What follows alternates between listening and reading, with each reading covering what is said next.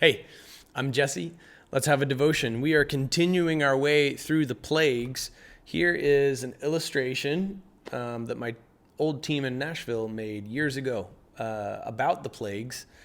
We are on the fifth plague. As bad as things are, we're only halfway through. All right, so right there, death of the livestock. We've had the river Nile turned to blood in Exodus 7, the plague of frogs in Exodus 8, 1 through 15, gnats in 8, 16 through 19, swarms of flies in 8, 20 through 32, and now we're at the death of the livestock. We're already starting to see the cumulative effects of the plagues, and we're only halfway there. To come are the boils, the hail, the locusts, the darkness, and then eventually the deaths of the firstborn. Each of these corresponds to an Egyptian god. The river turning to blood, and not just the river, the canals and the reservoirs, everything turning to blood. These gods associated with the Nile were evidently impotent. That's Osiris, Nu, and Hapi. We talked about Hecate as well. Showed you this image of Hecate during that one.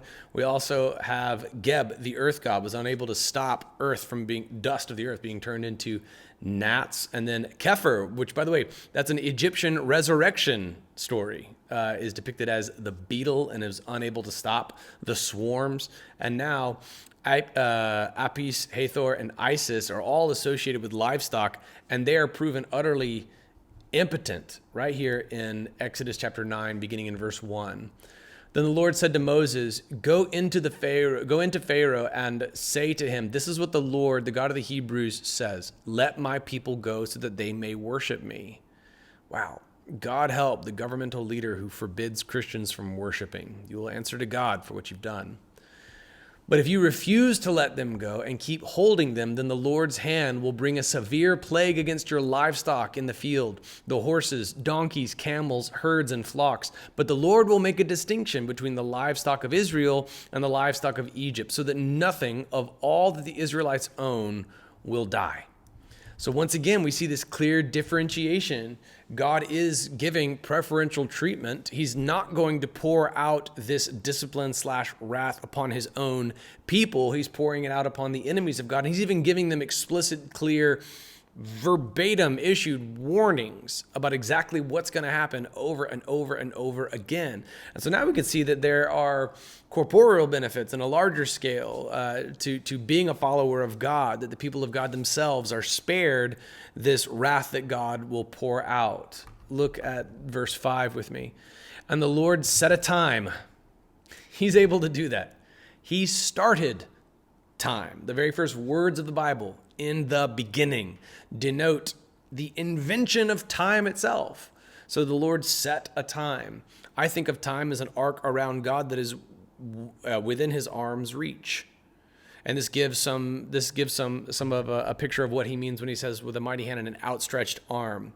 He's going to divinely intervene. He's going to harden Pharaoh's heart. He's going to pour out a plague. He's going to protect his own people. He reaches down into time itself. He's the Alpha and the Omega. He holds all of time itself in his hands.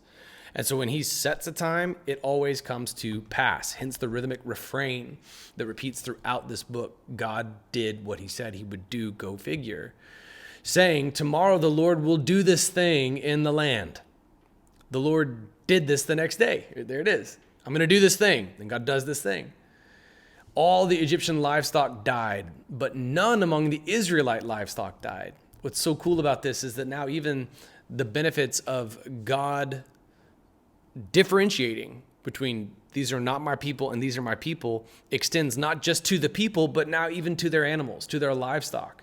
So start doing the calculus in your head for how this is going to affect the Egyptians economically, how it's going to affect their food supply, how it's going to affect everything. It's going to precipitate just massive cascading consequences. And you're going to see how the evidence of God's sparing his own people, pouring out plagues on those who hold his people captive, you can start to see how this is going to have a huge long-term effect. It's going to be a protracted consequence with exponential secondary consequences. When you kill all the livestock, you're killing the sources of milk. You're killing the ability to plow fields. You're killing meat, obviously. Pharaoh sent messengers who saw that not a single one of the Israelite livestock was dead. That ought to be the end of it right there, right? It ought to have been the end multiple plagues ago, in fact. But Pharaoh's heart was hard, and he did not let the people go. We are here, right? We are halfway through the story of the plagues, right? The death of the livestock. He should have learned by the water turned to blood. He should have learned by the frogs. Should have learned by the gnats. Should have learned by the swarm of flies and the way that God spared his own people from the flies. He should have learned now by the death of the livestock and the way that God spared his own people from the deaths of livestock. But now, as we continue forward, the next plague, it's going to get more personal. It's going to be a fulfillment of what God foreshadowed in Moses when he told Moses to put his hand into his cloak and it emerged diseased. He put his hand back in his cloak and it emerged healed.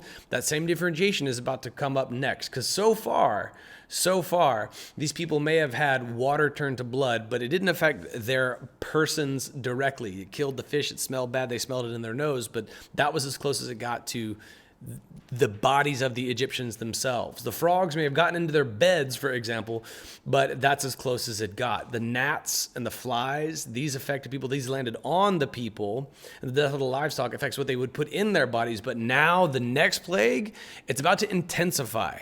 It's about to be very direct. It's going to be evidenced on the people themselves. Okay, and the way that God manifests this next plague, it's also going to be even poetic and just in the way that God does it. So look at these plagues and see how we're now escalating. And the next plague, boils, that hits them right on the skin. So if you don't listen to God, he is merciful. He is patient. He will knock on the door to your heart and you will ignore it. He will knock harder. You will ignore it. He will pound on the door.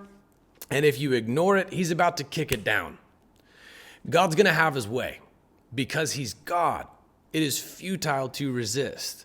So consider now that even though you may have suffered discipline from the Lord, it's nothing like what he could have done.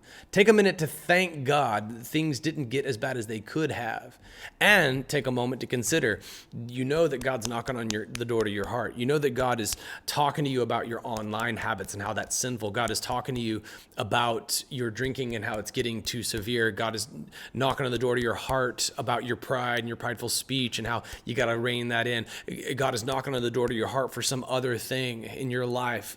Just random examples, an inappropriate relationship, a dishonest business practice, all right, whatever it may be. You know that God's knocking on the door to your heart. Look at the way that the plagues escalate in severity. See the evidence of the patience of God, and also see that God's going to have his way. So you can't say that you weren't warned. Remember that God, in his discipline with his own people, wrath upon those who are not his people. He is incredibly patient.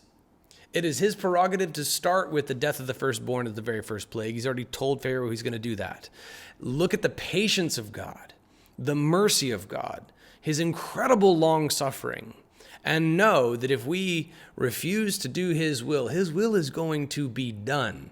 In his mercy, he is easy on us at first. He is incredibly patient. This is what we saw in 2 Timothy or 1 Timothy, that God is patient with us, not wanting anyone to perish, but everyone to come to salvation.